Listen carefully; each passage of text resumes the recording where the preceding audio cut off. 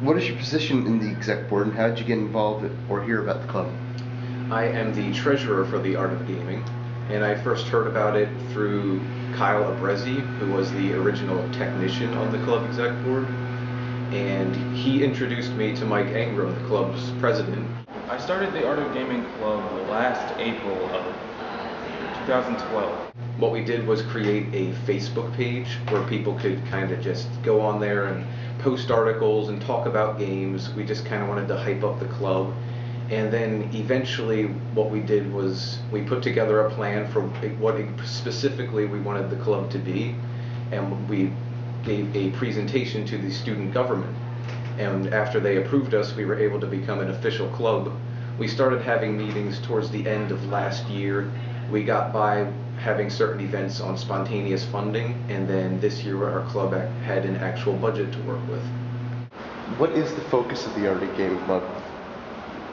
To inform our members about the history of video games and the impact it's had on the world, such as like the art style, the fact that video games will soon be accepted as a form of art.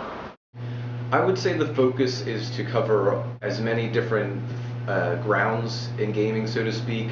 We don't just focus on, say, just video games, but we also cover anything such as trading card games or board games, or really just anything that could be considered gaming. Like even this past weekend we had an outdoor games day just to get people outside, because we really want to just cover anything people might be interested in. So really each week it can be totally different topics, just because we want to cover all grounds and make sure that it's something that keeps as many people coming as possible, that interests anyone. What do you like best about the club?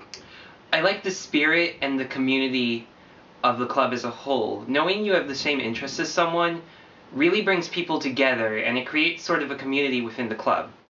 Since starting the club, what events have you done? Our biggest event of the year is what's known as our Child's Play tournament.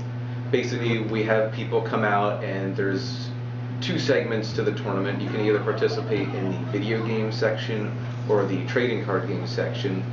And what we do is ask people when they show up to donate money to what's known as Child's Play, a charity organization. They kind of help out children who are sick or like in the hospital, and they don't really have like games to play with, and what they do is go out and spend that money and kind of just make it a better environment and improve the condition of living for those unfortunate children.